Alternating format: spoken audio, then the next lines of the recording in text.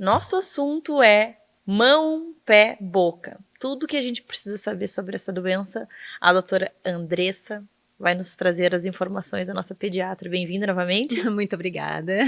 E aí, o que a gente precisa saber sobre mão, pé, boca? É um vírus? É um vírus. Então, se é um vírus, a gente não precisa usar antibiótico. É a primeira informação que a gente precisa Importante. ter. Porque a gente sempre tem aquela coisa meio desesperadora de tentar resolver o mais rápido possível. E aí sempre vem aquela pergunta, mas não precisa de um antibiótico? Não, não precisa de um antibiótico na maioria das vezes. Vamos deixar isso bem claro, né? Porque o que acontece na mão, pé, boca? A gente começa com as lesões na boca, né? Inclusive, começa por ali. A criança começa a não querer comer, começa a babar, principalmente quando ela é bem pequenininha, começa a salivar bastante, mas ela saliva bastante não porque ela produz mais saliva, mas porque engolir a saliva dói e aí ela não engole, ela baba, né? Outra coisa é que a criança fica mais chorosa, mais manhosa, pode ter febre. E as lesões de afta vão aparecendo na boca. Normalmente elas aparecem no fundo primeiro e depois pode aparecer na língua, na bochecha, né, na parte interna da bochecha. Isso tudo pode acontecer, mas o fundo geralmente é o primeiro, né? Tanto que ela para de comer quase que imediato porque dói para passar a comida ali atrás, né? Então, esses são os principais sintomas. O que vai aparecer depois, né? As manchinhas na mão e no pé. Então, começa a aparecer umas bolinhas vermelhas na palma da mão, nas plantas dos pés. Normalmente não dói, a não ser quando é muita, né? Porque aí a criança fica com aquela parte sensível, assim, para tocar, para pegar. Mas não é que seja uma dor, é uma sensibilidade, assim, tanto na mão quanto no pé. E algumas crianças aparecem na região genital também, algumas bolinhas dessas, assim. Então, esse é o quadro clínico comum, vamos pôr dessa forma, né? A maioria das crianças vai resolver isso em 10 dias, né? Então, os primeiros 5 dias são aqueles piores, porque as lesões estão abrindo na boca, né? Aquela afta está ficando cada vez maior, dói muito, pode dar muita febre. Depois do 6º dia em diante, aquilo vai fechar, vai sumir. E aí a criança começa a melhorar, ela começa a tomar mais líquido, ela começa a voltar a comer, a febre para, né? Então todo o resto das coisas vão melhorando. E por último, algumas crianças que tiveram muita lesão na mão e nos pés começam a descamar a mão e o pé. Então dá aquela descascadinha ali, né, onde estavam as lesões. Então isso é o quadro normal. O que acontece quando a gente tem um quadro que não é muito típico? Infectar as lesões da boca. Porque a boca é cheia de bactéria. E aí, às vezes, se a gente não consegue fazer uma higiene com a criança com essas lesões, pode as bactérias da boca acabar infeccionando. Aí sim, nós temos um quadro grave, né, que normalmente precisa de antibiótico. Mas assim, é 1%. A maioria é só dar medicação para dor e para febre, muita água, alimento gelado, doce, porque o sal vai doer para poder engolir, o ácido vai doer para engolir, né? Essas coisas. Não se passa nada nas bolinhas, nem na boca e nem nas mãos e nos pés? Mão e pé você pode hidratar, porque como eu falei, vai descamar, né? Então, assim, se você hidratar bastante, ajuda a não ter tanta sensibilidade e não descamar, né? Tanto. Então, isso é o que a gente pode passar. Na boca, tudo que tu passar vai sair com a saliva. Então, assim, não fica nada. Então, assim, não adianta a gente ficar tentando pôr muita coisa. Quando a criança é um pouquinho maior, a gente até usa aqueles spray de anestésico, mas também é uma coisa que, assim, é um efeito de 5 minutos. Às vezes é só imediatamente antes da criança comer, tu dá o spray ali só para ela engolir alguma coisa e pronto. É uma estratégia, É né? uma estratégia. Porque a gente fica desesperado quando eles não comem. É verdade. E quando a gente pensa na transmissão? Nossa, aí a transmissão é violenta. Não dá para levar a criança para creche, escola. Ela precisa ficar em casa até ela estar totalmente bem, porque passa pela saliva. E aí as crianças, elas brincam muito juntas, elas trocam brinquedo, elas levam as coisas na boca. Então é por isso que dissemina tão rápido na creche. Quando um tem, daqui a pouco todos têm. E não tem vacina, não tem como prevenir, é algo que é se preparar porque a qualquer momento pode ter ou não. Exatamente. Agora, por exemplo, é um período em que a gente começa a ter mais casos. E aí, o que a gente diz é um vírus que chama Coxsackie. Nós não temos vacina para esse vírus. Até agora não conseguiram desenvolver nada para esse vírus. Então, a gente não tem como proteger a criança, a não ser não levando para a escola quando tem algum caso, e quando é o seu filho o caso, não levar o seu filho para a escola para passar para os outros. E uma dúvida bem frequente, assim, sempre as pessoas perguntam, a criança pode pegar mais de uma vez, ela pode se contaminar, ou uma vez que ela teve, ela está imune a esse vírus e não tem mais? Não, a imunidade para esse vírus, ela não é longa, né? Ela é uma imunidade bem curtinha, então sim, pode pegar de novo. Então, a gente fica esse alerta, assim, né? Quando as crianças estão doentes, a gente não pode mandar elas para a escola, porque, ele já pegou, só que daí ele passa pro colega, e o colega vai passando para outro, e vira esse ciclo. Daí deu outra escola, pega, depois faz todo esse círculo e volta novamente. Exato. E outra coisa que você tem que lembrar é que se seu filho pegou a doença, o sistema imunológico dele está mais debilitado, ele está combatendo aquela doença, ou seja, ele não está 100%, né? Então, se ele vai para a escola, além dele passar para os outros, ele pode pegar outro vírus e aí piorar o quadro dele de novo, ou ele continuar doente eterno. Sabe aquelas crianças que ficam 2, 3 meses sempre doente? É porque não deu tempo nem de recuperar. Você já mandou para a escola, ele já pegou o próximo, e aí pega o próximo, e assim vai. Porque assim, quando eles estão em casa, a gente cuida da quantidade de água. A gente fica ali, tenta de algum jeito ou de outro dar a frutinha, faz com que eles se alimentem melhor, coloca para dormir mais cedo. Então, a gente consegue ver que eles vão ficar mais cuidados e vão se recuperar. Isso. Aí eles estão... não teve mais febre ontem, mas puxa, ele teve uma semana de febre, teve quantos dias de febre?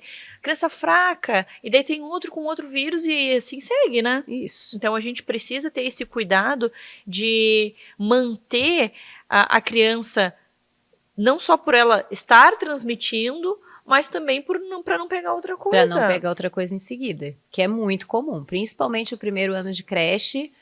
A criança fica mais doente do que sadia. Que coisa.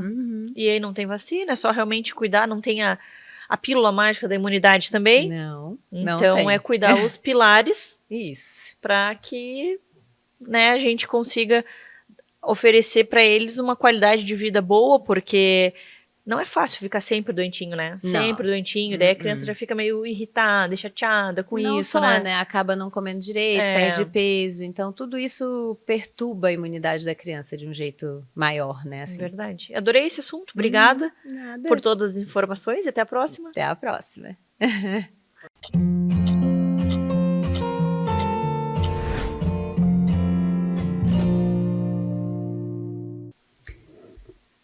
Vamos falar sobre o processamento dos traumas. Como que eles acontecem? Eu trouxe aqui a Ronise, uma especialista nesse assunto, a nossa psicóloga, para justamente nos explicar como acontece esse processamento no cérebro. Bem-vinda novamente. Obrigada, Mari, sempre um prazer. Sempre bom te receber aqui, ainda mais para falar sobre esse assunto tão importante que eu sei que ajuda tantas pessoas. Quando a gente pensa no processamento de traumas, a gente pensa numa pessoa que buscou por você porque tem algum trauma. Daí quando ela vai para essa primeira consulta, a gente descobre que na verdade não é um trauma, são vários traumas. E daí como que é?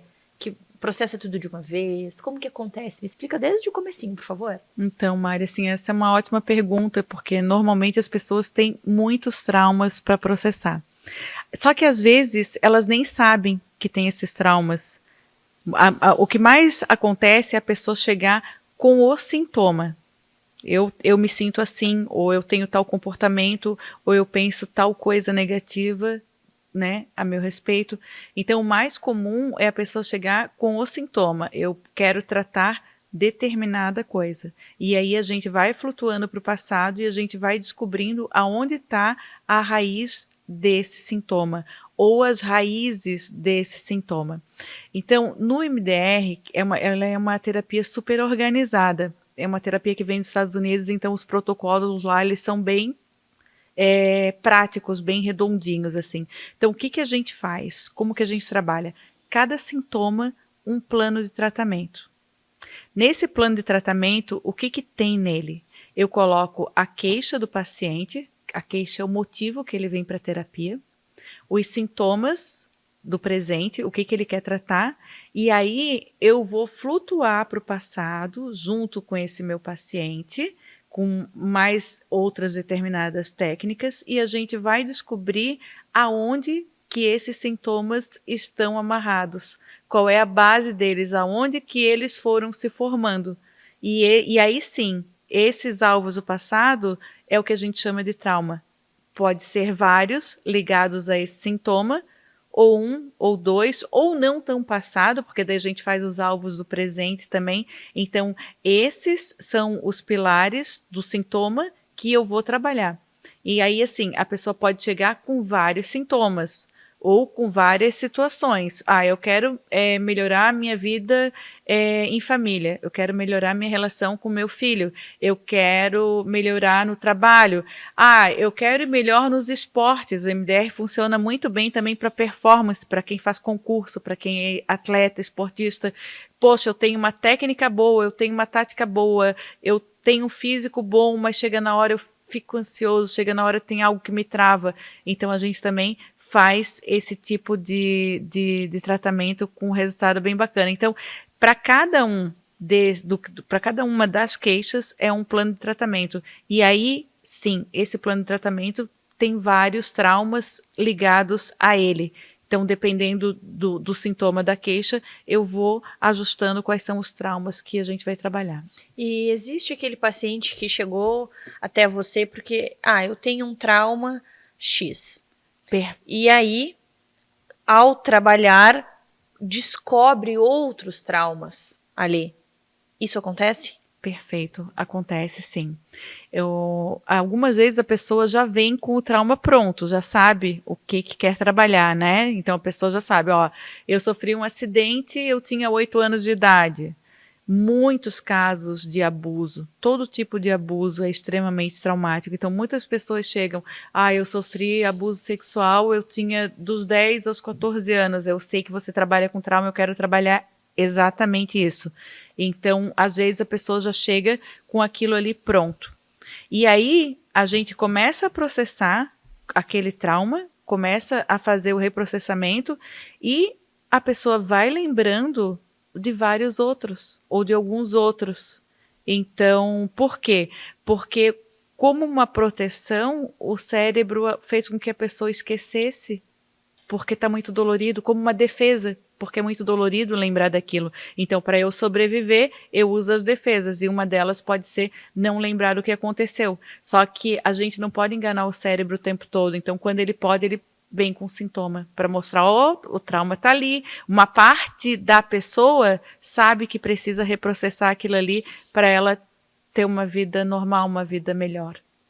E existe aquele paciente que não sabe que trauma ele tem e ele tem só a queixa, a causa.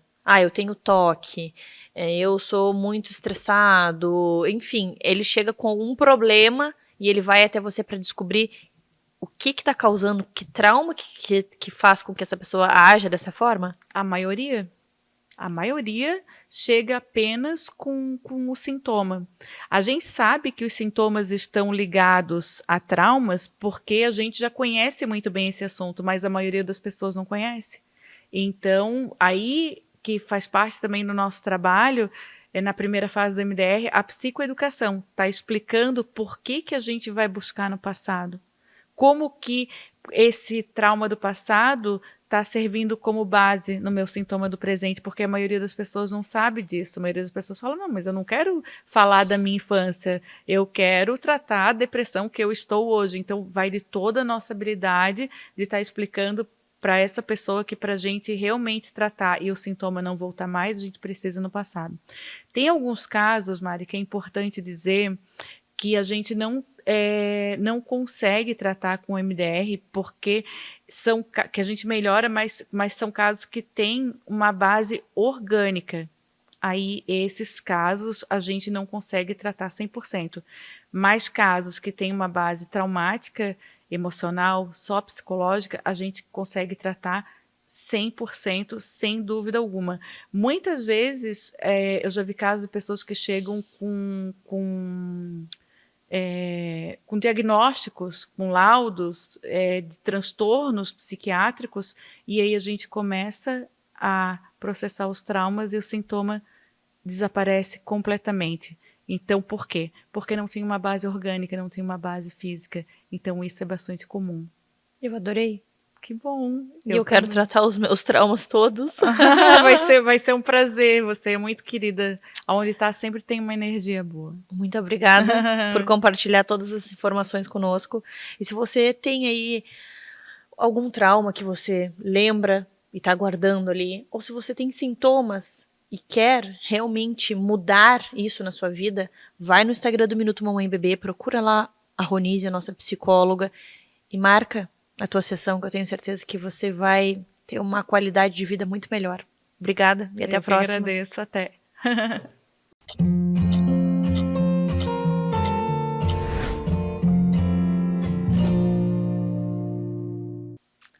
Você sabia que você pode ter na sua casa um fisioterapeuta? Mas como assim? Existe o trabalho a domicílio que a Brenda, a nossa fisioterapeuta, realiza. E ela vai contar tudo para nós. Bem-vinda novamente ao Minuto Mamãe e Bebê. Obrigada. Sim, o atendimento domiciliar é muito, muito bom para aquelas mamães que estão em casa e para todo o público, na verdade. A gente oferece atendimento domiciliar tanto do pós-parto, né, no puerpério, com aplicação de taping, laser terapia, tanto atendimento domiciliar para idosos, acamados, no geral, né, público de fisioterapia em geral. E quando a gente pensa aí nessa mamãe, né, que tá com um bebezinho em casa e não tem vontade de sair, qual tipo de serviço vocês podem realizar no conforto da casa dela? A gente faz atendimento de pilates em casa também, onde a gente leva todos os equipamentos necessários e a gente planeja e organiza os exercícios que ela pode fazer em casa com as nossas coisas que a gente leva, ou até mesmo com os utensílios que ela já tem em casa. A gente vai adaptando para ela conseguir fazer os exercícios. Olha que legal, não dá para dizer, para pôr desculpa aí para não se exercitar. Não. Vocês vão até a pessoa Sim. e bota a pessoa a se mexer. Sim, a gente faz todo esse serviço. A gente tem um grupo de fisioterapeutas e a gente também tem nutricionista, né? Que o nutricionista não vai ao domicílio, mas a gente faz por videochamada também atendimentos para essa mãe, para facilitar a vida dela. A gente sabe que é um momento bem conturbado, assim, e isso afeta também a própria produção de leite. Sim. Então, assim, tendo nutricionista, tendo essa questão da atividade física, eu acho que fica mais leve para a pessoa viver esse momento de uma forma ok, porque senão é aquele turbilhão de coisas e aí você se esquece, você não faz atividade física, o leite não desce, aí vira aquele caos, né? Exatamente. É uma fase bem complexa para a mãe, né? Então, a atividade física nesta fase é extremamente importante para ela. Brenda, e vocês trabalham também com o taping? Tape, isso. O tape a gente faz a aplicação logo após quando ela sai da maternidade, tanto em cesariana quanto parto normal, a gente faz essa aplicação, ajuda essa parte da sustentação abdominal, né, trazendo segurança para essa mamãe nesses primeiros dias de pós-parto. Eu tive um parto cesárea e eu lembro que meu maior medo era caminhar. Assim, vai abrir tudo, Sim. né? Então, assim, é bem o que você falou, é uma segurança. É uma segurança maior que causa. E na cesariana a gente já faz a aplicação do laser terapia também, que ajuda nesse processo de cicatrização, ajuda nesse processo para tentar evitar uma queloide. Então, é um combinado de serviços que vai facilitar e ajudar essa mamãe na recuperação. E isso faz tanta diferença, porque isso mexe novamente com a autoestima. E aí, se você for olhar todos os serviços que você oferece, é justamente para trabalhar com a autoestima, com o bem-estar dessa mãe. Sim. Porque você está pensando aí na cicatriz, na segurança ali com o taping, o laser ajudando nesse processo da cicatrização, o pilates para fazer essa mulher se movimentar, se mexer. Se mexer, se reconectar e, consequentemente, voltar à vida dela. Praticando a atividade física dela. Então, é um combinado que a gente realmente fez pensando em tudo que essa mãe pode encontrar num ambiente só com os mesmos profissionais. Sem ter que ir num espaço, pegar X profissional, em outro espaço, pegar Y profissional. No mesmo ambiente, ela vai encontrar tudo sem precisar se deslocar, se mover A gente não sabe, né, como é a rotina de cada família. Às vezes tem um carro só, o marido sai com o carro, não quero pegar Uber com um bebezinho, tem que levar um monte de coisa. Sim. Né? Aí tem que levar bebê conforto, tem que levar isso, tem que levar aquilo, enfim. E para ela, naquele momento, é melhor em casa. Sim. E aí, com o contato ali com vocês, pode chegar um determinado momento, vamos lá pro estúdio? Vamos lá pro estúdio, mas quando ela estiver preparada, quando ela se sentir ok para isso, né, para essa transição. No tempo dela, exatamente, é isso que a gente tá prezando, né, é isso que a gente quer. Deixar ela mais confortável possível no ambiente dela, e assim que ela estiver apta e preparada, sair para o mundo externo novamente, socializar, trocar ideia com outras mães, e aí a gente dá continuidade levando ela para o nosso ambiente. Que legal. E quando a gente pensa nesses serviços que a gente falou aí, justamente trabalha a autoestima, né? O laser, o taping e o pilates, esses 3 serviços que vocês oferecem a domicílio, o que você pode falar sobre eles, assim, sobre a importância, sobre os benefícios daquela... Porque a gente sabe que muitas pessoas não têm conhecimento, né, de tudo que pode ser utilizado. Então a gente está aqui justamente para levar essa informação, né, e a mulher que usa, né, desses artifícios, dessas técnicas, o que muda para a mulher que não tem acesso, né? Além da parte estética, né, que acaba melhorando significativamente ali nessa parte, tem a parte mental dela, porque ela vai se sentir mais confiante, mais segura. Fazer todas essas técnicas vai deixar ela vai retornar mais rápido o abdômen dela, vai deixar ela mais leve, mais tranquila com esse retorno. E quando a gente pensa aí nesse acompanhamento, quantas vezes a mulher pode usar o taping? É só ali no momento que ela sai? Ou ela tem que fazer mais de uma vez? O laser também, quantas sessões é indicado? O tape a gente normalmente faz a aplicação de uma vez só após o parto, e ela usa durante esse período de até 7 dias. Após isso a gente faz esse acompanhamento, a gente vai lá novamente para a gente retirar esse tape, e a gente não faz uma reaplicação. Tá? O laser a gente vai fazendo sessões sim, em cima daquela ferida, para poder aumentar a cicatrização dela, acelerar esse processo, né? Porque a gente sabe que são várias camadas, então a gente faz a aplicação do laser, mais de uma sessão. Então, auxilia muito nesse retorno abdominal, ajuda nessa questão de flacidez ali, e até a questão da diástase também, né?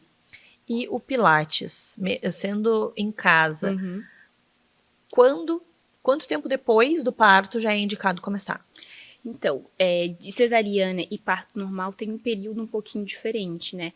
Cesariana a gente preza ali umas 4 a 6 semanas pra frente, exercício leve a moderado, tá? Nada de algo muito intenso. E o parto normal, a partir da 2ª a 4ª semana, já pode se iniciar as atividades. Olha só que interessante. E daí, quantas vezes por semana é indicado fazer o pilates? Umas 2 vezes na semana, 2 a 3 vezes na semana. Mesmo esses pacientes que fazem 1 ou 2 vezes na semana, a gente deixa uma listinha de atividades que ela pode complementar e fazer em casa sozinha, sem a nossa orientação. A gente deixa o exercício para ela, a gente explica, demonstra, analisa como ela está fazendo, dando o nosso ok, ela pode fazer as atividades, essa lista de atividades toda sozinha, para dar continuidade, né? Porque às vezes a gente vai 2 vezes na semana de 7 dias. Então a gente dá um reforço a mais para ela com essas atividades domiciliares. Que legal, adorei o trabalho de vocês. Obrigada por compartilhar conosco essas informações e até a próxima. Até a próxima.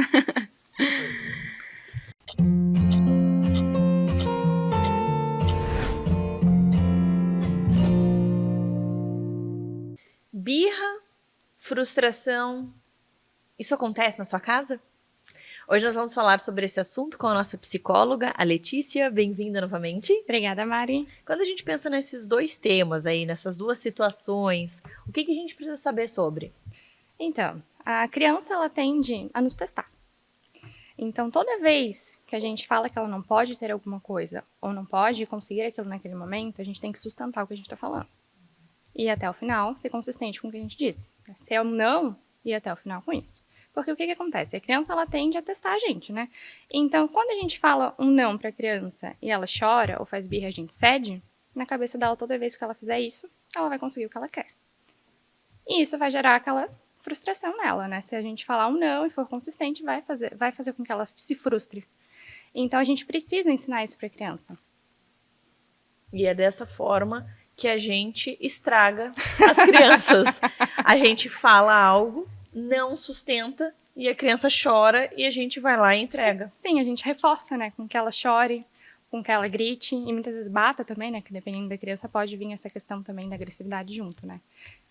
Teve algum artigo, alguma coisa que eu li referente a esse assunto, onde fala justamente sobre a gente brigar. A criança quer alguma coisa, você briga com a criança, você não ensinou para a criança o que ela tem que fazer. Sim. Você só deixou ela com medo. Porque você bateu, porque você gritou, mas você não disse, filho, filha, é assim que se faz. Então, existe isso também, dessa comunicação com os Sim. pais, de falarem, não, você não vai ter por isso, por aquilo. Então, você ensinou para a criança, vai dar certo na primeira, vai dar certo na segunda? A gente não sabe, Sim. mas que a gente tem que ter essa constância. Com certeza. Até porque quanto mais a gente grita, a criança ela vai ter medo. E ela tende a repetir o que a gente está fazendo. Então, se a gente gritou com ela, ela vai gritar com a gente. E como que a gente explica para ela depois que ela não pode fazer isso se eu também faço? E é um questionamento que é bem comum entre as crianças. Mas você gritou comigo? Por que eu não posso gritar com você? E sempre vai gerando esse comportamento, né? E muitas vezes também a gente vê a questão também dessa falta de regulação por conta do uso de telas, né? Desenho, por exemplo, um desenho clássico que a gente vê que é muito comum de acontecer essas questões é Macho e o Urso, por exemplo. É um desenho onde ela tende a desobedecer de alguma forma, né? E a criança tende a repetir esse comportamento. Olha como é importante a gente saber também, se vai ter tela, escolher o que a criança vai assistir, porque como existe essa questão do imitar, né? Muito, muito, muito. E ainda mais que a criança ela tá aprendendo, né? Ela tá nesse processo de aprendizagem. Então, se ela vê, ela tende a repetir. Tanto dentro de casa, quanto o que ela tá assistindo, né? Pensando nas birras, tem algo que a gente possa fazer para melhorar esse comportamento? Tem alguma técnica? Porque a gente sabe que tem muitas famílias aí apavoradas, né? Sim. Minha criança faz muita birra, não consigo mais sair. Enfim, o que a gente pode fazer para trazer A gente uma tem melhora? que entender, né? Por que ela tá fazendo essa birra, né? O que aconteceu? Alguma coisa decorreu. Foi o não? Se foi o não, a gente tem que entender, a gente tem que explicar para a criança por que ela não pode ter aquilo naquela hora, para que ela entenda que não adianta a gente só falar, não, você não pode, e gritar com ela e pronto. Para ela não faz sentido. A criança não vai entender, né? Nos gritos, ela não vai entender por que ela não pode ter, se a gente não sentar e explicar para ela. E a gente tem que ensinar para ela também a demonstrar como que ela pode sentir isso, né? Então, é por isso que é muito importante a gente ensinar os sentimentos para as crianças, as emoções, né? Trabalhar isso com elas. Dentro de casa também, às vezes até com um livrinho, ensinar para ela o que cada uma faz, como é que ela pode trabalhar com isso, né? Isso é muito importante. A criança, ela precisa disso, porque ela não entende, é tudo novo para ela. Então, eu tô sentindo raiva, mas o que é raiva? Se eu não conseguir mostrar para ela o que é, ela não vai saber. Por isso que é muito importante a gente trabalhar essa regulação emocional. Falando em regulação emocional, o que é essa regulação emocional? É a gente fazer com que a criança aprenda a lidar com seus próprios sentimentos de uma forma saudável. Ela saber que tá tudo bem ela ter raiva, mas que ela pode ter a raiva de uma forma mais saudável. Ela não precisa explodir, gritar, bater, mas que ela pode demonstrar isso de outra forma. E a gente ensina, primeiramente, falando sobre cada sentimento. Exatamente. E aí a gente explica para a criança sobre cada sentimento e a gente espera que ela não tenha explosões. Sim. E a gente, dentro da terapia mesmo, um dos focos que a gente mais acaba trabalhando com a criança é justamente a parte das emoções, para que ela aprenda a lidar com isso. E a gente traz estratégias para ela lidar com isso. Então, se eu tô com raiva, às vezes um recurso que pode ajudar muito é a massinha. Que é sensorial, faz com que a criança sinta e ela vai abaixando aos poucos. Então, esses recursos são muito úteis e a gente tem em casa. Acho muito difícil tu ver uma criança que não tem massinha em casa. Olha que dica boa. Mas A criança tá com raiva, dá a massinha. Filha, ó, aperta essa massinha até você se acalmar. Isso, É vai uma trocando estratégia. o foco. Adultos também. Sim. Vamos lá, mamães e papais. Sentiu raiva? Aquelas aperta a bolinhas anti-estresse que a gente fala, né? Que a molinha de apertar também ajuda muito. Porque a gente não pode querer que a criança não sinta raiva. Exatamente. A gente tem que fazer com que ela aprenda a lidar com a raiva que ela está sentindo. De uma forma saudável. Claro, a gente gostaria que nada levasse a criança, né, incomodasse, porque nem doença, a gente não quer que o filho Sim. fique doente nunca. Com A gente certeza. não quer que tenha tristeza, a gente não quer que sinta raiva, quer que tudo seja perfeito e maravilhoso. Isso não existe, Exatamente. né? Então vamos trabalhar no universo real, onde acontecerão situações que a criança vai sentir tristeza, raiva, vai estar frustrada, e como nós vamos ajudar as crianças a viverem esse momento. Exatamente. E a gente fazendo com que ela aprenda a lidar com isso, tende a diminuir muito essas birras, as explosões e a frustração, porque ela vai saber que tem hora para alguma coisa. E quando ela for adulta, por exemplo, ela não vai ter tantas frustrações assim, porque ela aprendeu a lidar com isso. E é muito importante a criança aprender a ouvir o não, porque na vida adulta não é tudo sim, né? É verdade. E daí quando a gente pensa numa criança que precisa ir para terapia, quais são os sinais, assim? É quando os pais não estão dando conta, quando às vezes, sabe o que eu penso? É mais os pais que precisam de ajuda do que a criança. Tô certo ou tô errado? Eu me coloco nesse grupo, tá? Tá certo. Não é? Sim. É que a maternidade é uma coisa nova, né? Sempre vai ser diferente, nunca vai ser igual para todo mundo. Então, cada família vai lidar de uma forma completamente diferente com as situações. Só que chega um certo ponto que se perde. A exaustão faz com que isso aconteça, principalmente, né? Chega um ponto que eu não sei mais o que fazer. Eu preciso de ajuda para saber o que eu posso fazer para ajudar o meu filho. Mas não adianta eu querer que tudo seja mil maravilhas se eu não olhar para mim. Porque pro teu filho tá bem, tu também precisa estar bem.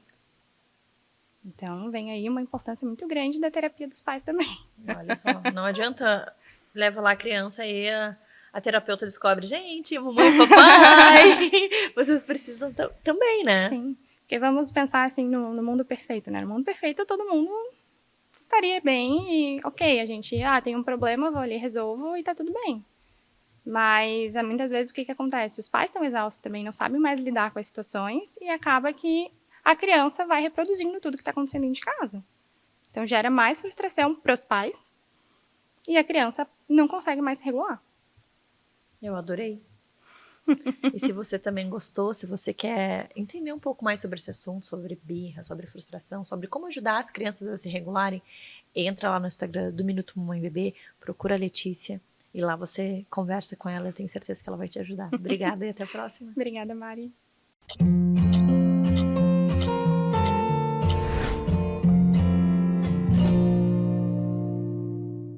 Será que o laser é usado apenas nas fissuras mamilares? Quem vai nos responder é a Sol, a nossa enfermeira obstétrica e consultora de amamentação. E aí, me conta, só para fissura mamilar? Não. Para fissura mamilar, a gente sabe que ele é maravilhoso, né? Desde que Desde que tem um profissional capacitado para manusear e que realmente precise. Não. Desde que faça a correção da pega deste bebê. Obviamente, porque você não Né? vai lá, aplica o laser e nada acontece. Isso. Não é que nada acontece. O que o laser faz? Ele age lá no núcleo da célula do tecido epitelial e ele acelera a produção de colágeno. E isso faz com que o tecido comece a se regenerar, né? E aí, a gente aplica o laser. Vai lá, começa o processo de regeneração do tecido. E aí o bebê vai lá e pega errado. Então, vai cicatrizar? Um dia vai.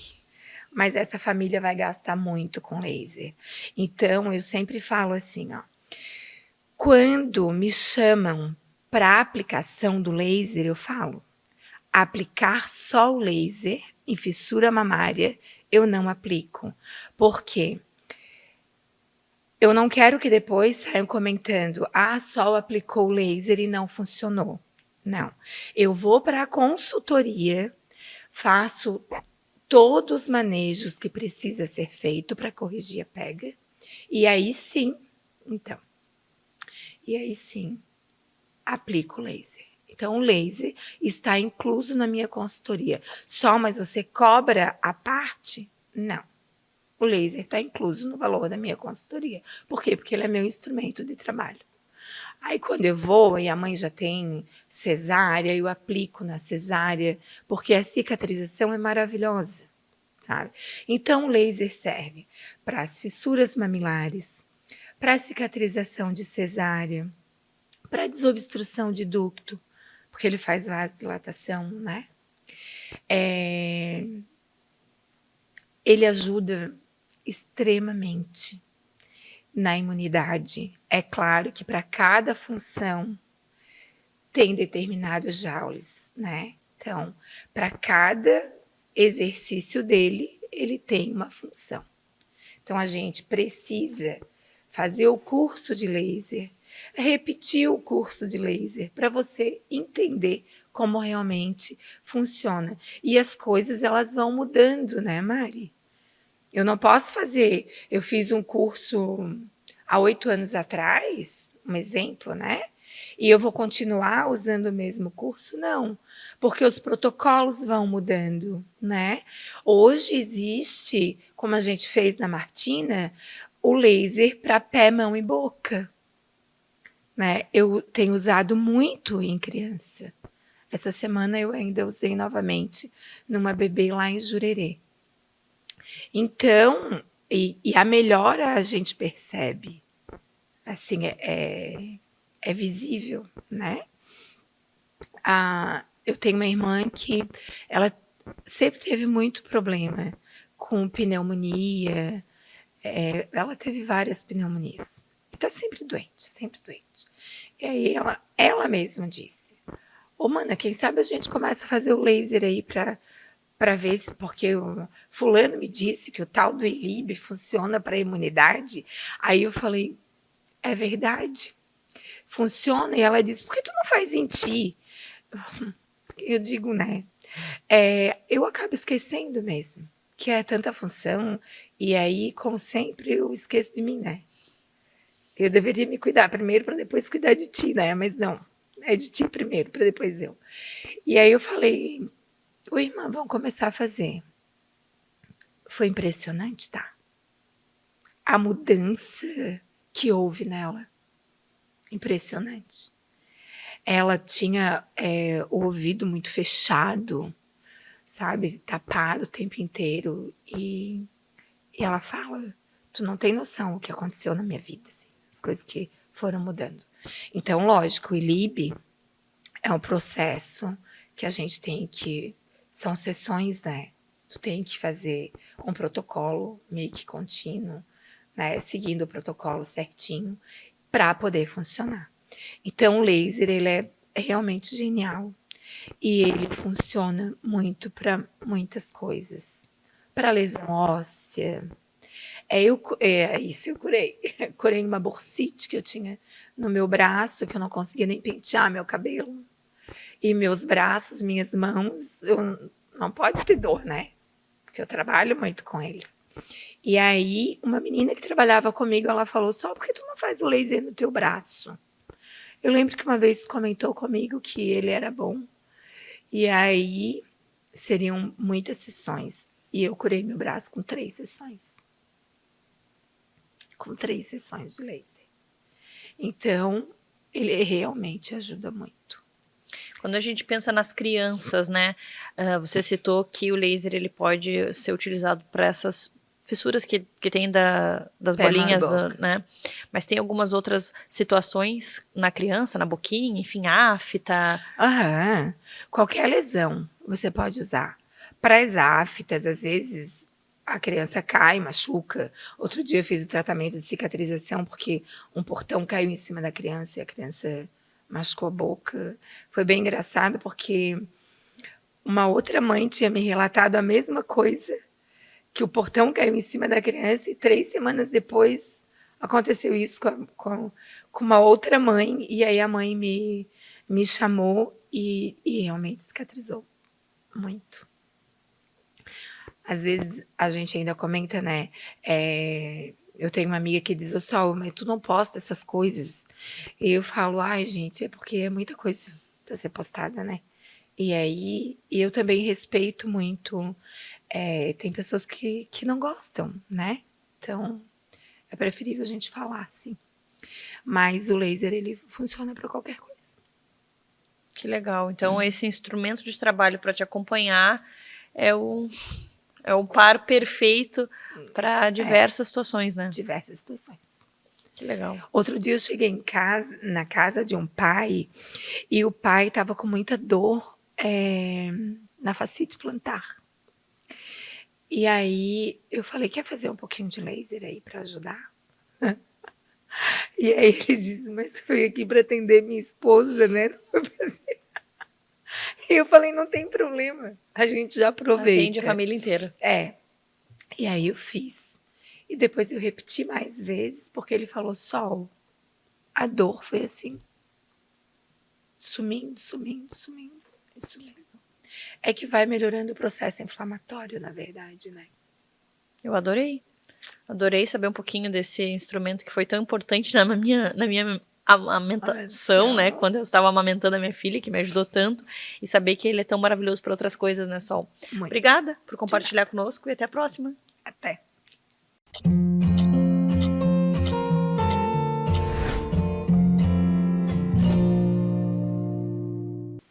Cirurgia da retirada das amígdalas. Vamos falar sobre esse assunto com a nossa otorrino, Natane. Bem-vinda novamente. Obrigada, Mariana. Obrigada pelo convite. Muito bom te receber aqui e aprender sempre com você. Quando a gente pensa aí nessa cirurgia, o que a gente precisa orientar as famílias sobre? Vamos começar pelo início. Quando que é indicado retirar as amígdalas? Sim. A cirurgia de amígdala é um assunto que eu sempre gosto de falar, porque as pessoas têm muito medo, né? Os pais têm muito medo. Então, assim, a gente primeiro tem que ter uma boa indicação, né? A cirurgia de amígdala pode ser combinada com a retirada, ela pode ser só a retirada das amígdalas, ou ela pode ser a retirada das amígdalas e da adenoide, que aí a gente tem a retirada da adenoamidalectomia ou amidalectomia pura, né? Digamos assim. Então, assim, a gente tem que avaliar, tem que ter uma indicação muito precisa de quando indicar cada tipo de cirurgia e também quando não indicar a cirurgia. A gente tem que ter um tratamento clínico primeiro, avaliar bem esse paciente, mas de maneira geral, a gente sempre pergunta para os pais, esse paciente ronca, respira pela boca, fica com a boca aberta à noite, ele é um respirador oral? Para a gente começar a pensar numa possibilidade cirúrgica, um tratamento clínico antes. Outra coisa que eu sempre pergunto, a frequência de amidalites, qual que é a frequência que teu filho tem uma amidalite em 1 ano? Né? Para a gente poder caracterizar se ele tem amidalite de repetição, que também é outro critério que a gente usa. Você já teve abscesso de amígdala, que também é um outro critério que a gente usa. Então, assim, são vários critérios, né? São os critérios de Paradise que a gente usa para nos nortear quanto à indicação. E sempre lembrar que, assim, nunca a gente vai chegar no consultório e indicar logo uma cirurgia. A gente sempre tenta o tratamento clínico primeiro, faz uma investigação, porque muitas crianças melhoram somente com o tratamento clínico. Se não melhorou, aí sim a gente vai conversar sobre a possibilidade da cirurgia, porque às vezes os pais não querem nem ir no consultório com medo de que eu vou oferecer a cirurgia como a única alternativa. Não é a única alternativa. O teu filho tratou? Tratou como? Vamos tratar primeiro, se não melhorar, a gente pensa na cirurgia e conversa bem antes de realizar a cirurgia para os pais ficarem bem seguros, que é uma coisa muito importante. É verdade. E existe algum benefício de manter as amígdalas? Isso é um assunto bem polêmico. Então, as amígdalas e a adenoide, elas fazem parte do anel de Waldeyer, que são várias estruturas imunológicas do nosso corpo. Só que elas não são as únicas. Então, assim, a gente vai retirar algum amígdala ou adenoide, né? A gente vai tirar um pedaço desse anel, alguns fragmentos desse anel. Só que os outros fragmentos vão continuar, então o teu filho ainda vai continuar com a imunidade. Às vezes, em alguns casos, quando a gente faz a cirurgia, às vezes a criança desenvolve uma pequena infecção ou um pós-operatório recente, porque ela ainda não conseguiu compensar esse sistema imunológico. Mas que a longo prazo, depois na vida adulta, não vai fazer falta nenhuma, né? Então, assim, e depende também da indicação. Se é uma indicação muito precisa, que essa criança ela ronca, fica com a boca aberta, tem muita infecção de garganta, a gente não tem dúvida que a cirurgia vai ser muito benéfica. E é uma cirurgia muito, assim, satisfatória até pra gente fazer, porque a criança melhora tanto no pós-operatório, e os pais ficam tão satisfeitos com o resultado da cirurgia, que, assim, é muito gratificante. Que interessante. Você vê como a criança muda. Ela muda a afeição, ela come melhor, ela ganha peso, ela começa a dormir de boquinha fechada, que altera o desenvolvimento da face, né? Porque se a gente ter uma criança que fica respirando o tempo todo com a boca aberta, ela vai ter um crescimento da face diferente, vai alterar os dentes, vai ter que usar futuramente, provavelmente, um aparelho ortodôntico. Então, é muito importante essa avaliação. E pensando nessa cirurgia, é uma cirurgia complicada? É uma cirurgia tranquila? Porque as mães realmente têm muito medo, e eu me coloco aí nessa lista. Sim, a gente nunca fala que uma cirurgia é tranquila, né? A gente sempre tem que deixar os pais bem cientes do que vai acontecer. É uma cirurgia em centro cirúrgico, em um ambiente totalmente controlado, que é o centro cirúrgico, com um anestesista. É uma cirurgia geral, com intubação. Só que assim, se bem feita, com um bom profissional, um profissional capacitado, ela é uma cirurgia tecnicamente fácil de se fazer, tranquila de se executar. Então, assim, não tem que ter medo. O que eu sempre oriento para os meus pacientes? A gente faz o pré-operatório, vê se tem algum distúrbio de coagulação, se tem alguma coisa que contraindique essa cirurgia, ou que a gente tem que tomar algum cuidado específico, né, para fazer essa cirurgia. E o pós-operatório, que ele realmente é um pouquinho chato, porque dói, né? E quanto mais velha a criança, mais ela vai sentir essa dor. Às vezes a criança mais novinha, a gente opera, ela já sai pulando e já quase nem sente tanta dor. Agora o adulto já é uma cirurgia um pouco mais sofrida para o adulto. E eu sempre oriento a dieta, né? Como um fator, um pilar assim para uma boa recuperação. Porque a gente tem que fazer uma dieta líquida pastosa no início, alimentos mornos ou frio, nunca nada quente, né? Não tomar aquele banho muito quente, ficar no sol. Então, isso também é uma coisa que eu sempre recomendo muito para os pais e faz parte da boa recuperação da criança, porque o maior risco que a gente tem nessa cirurgia não é o intraoperatório, é o pós-operatório pelo fato de ter uma chance pequena, mas existe, de ter um sangramento. E se sangrar demais, a gente vai ter que voltar para o centro cirúrgico para reabordar essa cirurgia.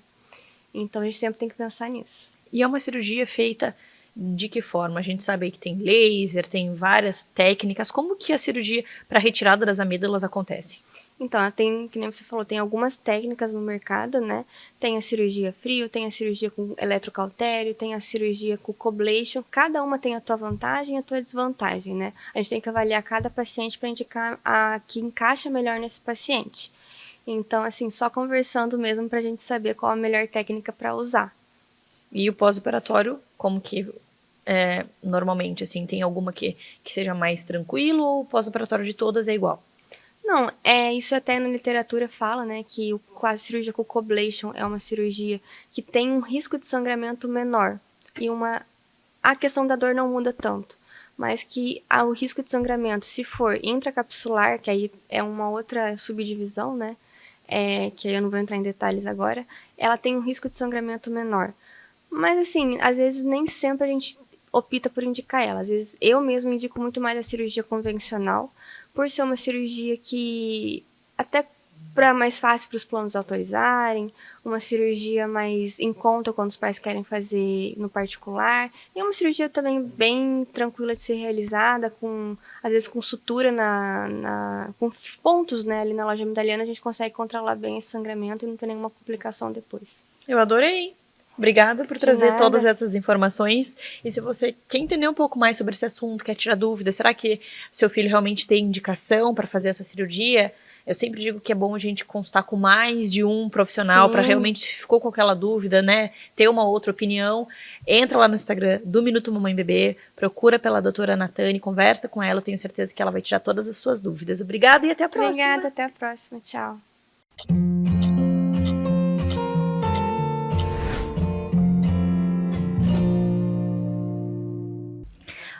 Vamos falar sobre rotina do sono com a nossa psicóloga, a Juliana Barbato. Bem-vinda novamente. Obrigada, é um prazer estar aqui contigo. Eu amo os nossos bate-papos, são sempre muito produtivos. É verdade, eu também amo te receber, aprender tanto com você. E agora para falar sobre esse assunto, rotina do sono. Então, o que a gente precisa saber sobre esse tema? Eu acho que assim, essa rotina do sono é principalmente para uma mãe que acabou de ter o primeiro filho, é muito complicada, né? Quando a gente tem o segundo, o terceiro filho, a gente já fica um pouco mais ligada. Mas no primeiro filho, eu sei que a gente quer dar o colinho, quer dar o aconchego, mas o puerpério é um período que realmente mexe com todos os hormônios.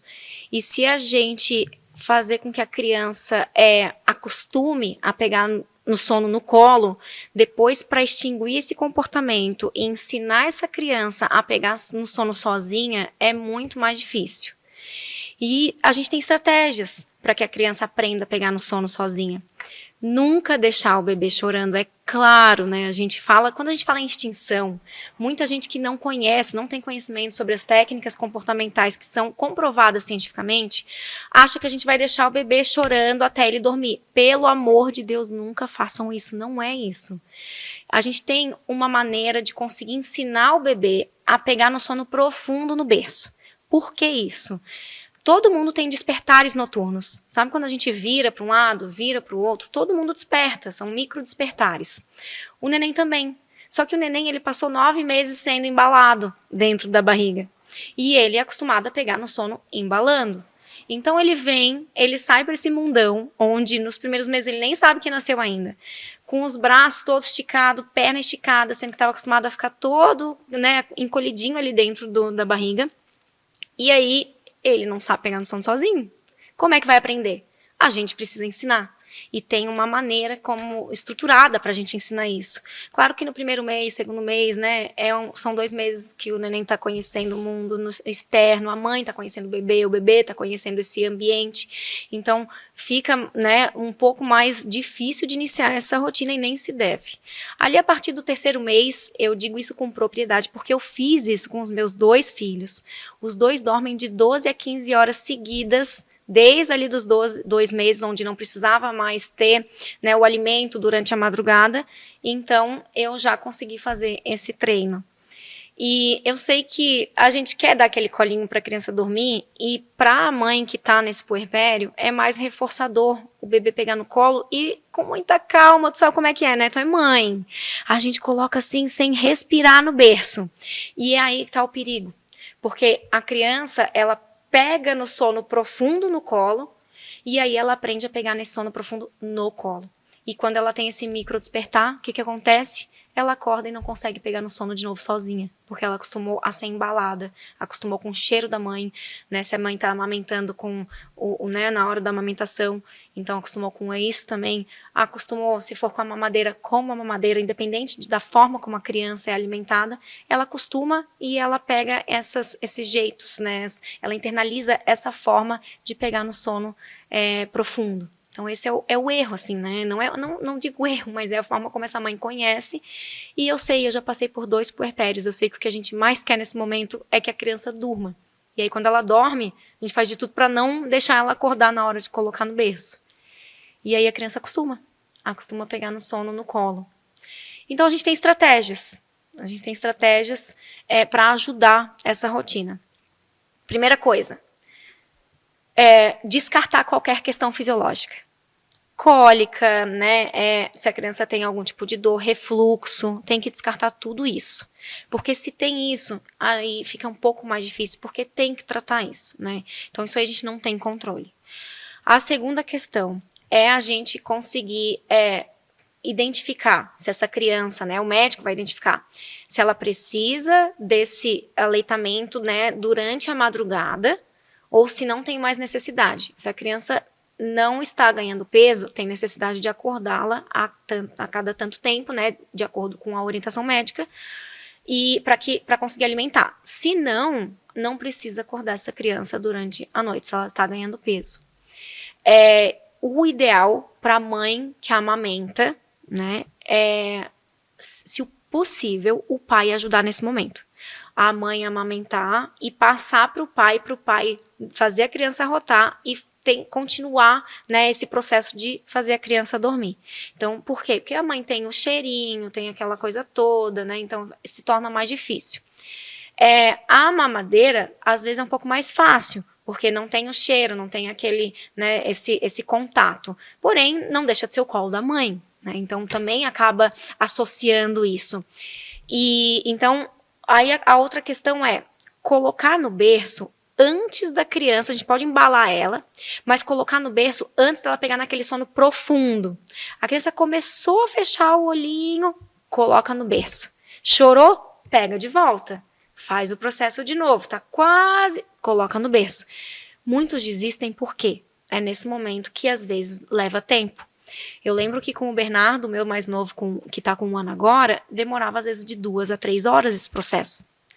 Eu no puerpério, meu marido mora em São Paulo, eu sozinha, né, era muito difícil. Porém, como eu tenho um filho de 5 anos, era mais fácil eu ensinar o bebê a dormir sozinho do que eu explicar pro meu de 5 anos que eu não ia conseguir contar a historinha, colocar ele para dormir, porque com essa idade eles querem, né, toda uma rotina diferenciada. Então, eu fiz esse processo e hoje o B dorme geralmente de umas 7, 7h30, às vezes até umas 10, 10h30, às vezes até umas 8h30, 9 horas, que dá aí de 12 a 15 horas de sono seguido.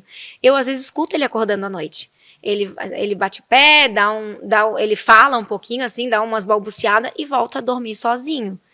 E aí, nesse momento, tem que tomar cuidado, porque as mães acabam muitas vezes, pais também, né, mas geralmente a mãe, escutando o bebê e correndo no quarto, com medo que ele vá acordar, ou, enfim, querendo ver o que está acontecendo, e a criança volta a dormir sozinha, se ela consegue já pegar no sono sozinha. Claro que não é deixar chorando, porque ele não está chorando. E às vezes até dá uma resmungada, mas volta a dormir logo em seguida. Não tem sofrimento, não tem um choro, então tá tudo bem deixar ali. E uma outra questão que pode ajudar também é associar uma naninha. Os primeiros meses de vida não é aquela naninha, porque não é indicado, porque pode ter asfixiamento. Mas tem aquele polvo, não sei se tu já viu, um polvo de crochê, que usam muito na maternidade, na UTI, porque ele meio que imita um útero, porque tem os tentáculos, né? Tem ali a cabeça do polvo que meio que imita, né, os órgãos lá dentro. E eu uso isso com o B desde sempre, e a gente associar a amamentação, momentos de prazer, enquanto a gente está no colo com a criança, junto com esse polvo, ou futuramente, se não quiser usar o polvo, quando já, né, puder usar a naninha. Porque aí a criança ela vai parear a presença da mãe, o carinho, né, aquele momento de conforto com esse objeto de transição. E aí, quando eu coloco, né, o neném no colo, no berço, ou, né, como eu faço com meu filho, que eu coloco ele, quando eu dou o polvo, ele já associou que é hora de dormir, já associou com um momento prazeroso, e ele aí consegue pegar no sono sozinho. Ju, que legal. Adorei todas essas dicas, sensacional. E a gente sabe que não é fácil, mas é a constância, né, como você falou, não desistir. E se você quer entender um pouco mais sobre esse assunto, entra no Instagram do Minuto Mamãe Bebê, procura lá a Juliana, e lá você pode entrar em contato com ela e tirar suas dúvidas, né, Ju? Claro, com certeza, o meu Instagram é para isso, faz parte do meu propósito, ajudar cada vez mais gente. Muito obrigada, até a Obrigada próxima. também, um beijo.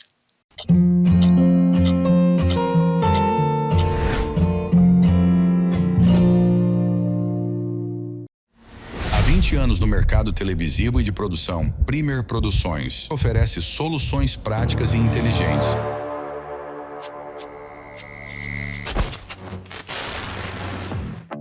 Com qualidade e confiabilidade na implantação, administração e gerenciamento de programação de rádio e TV. Veja o resultado através do portfólio.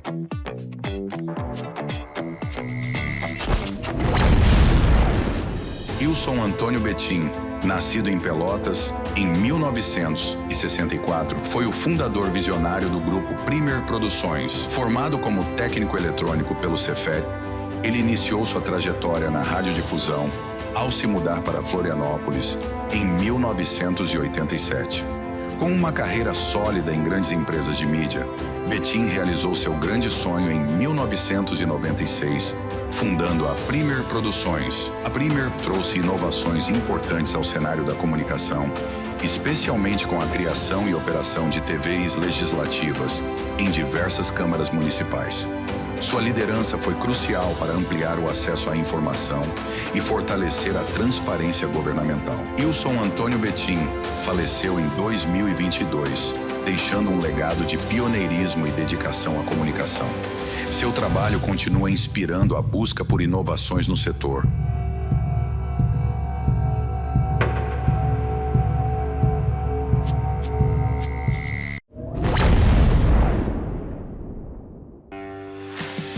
A Premier Produções é a maior fornecedora de mão de obra e equipamentos profissionais para rádio e televisão do sul do Brasil. Atuando nas regiões Sul e Sudeste, somos especialistas na transmissão de eventos esportivos, feiras, leilões, shows e programas de TV. Nosso diferencial é a operação de TVs legislativas, com concessões em câmaras municipais de Blumenau, Jaraguá do Sul, Pouso Alegre, São José, Pelotas e na Assembleia Legislativa de Santa Catarina com a rádio. Além disso, a Premier Produções é reconhecida por sua experiência em radiodifusão, multiprogramação digital e tecnologia broadcast, oferecendo soluções de alta qualidade em transmissão audiovisual. Nossas parcerias estratégicas com empresas como Intelsat, Embratel e Hispasat garantem a robustez e confiabilidade dos serviços via satélite. Premier Produções, líder em soluções de radiodifusão e comunicação legislativa.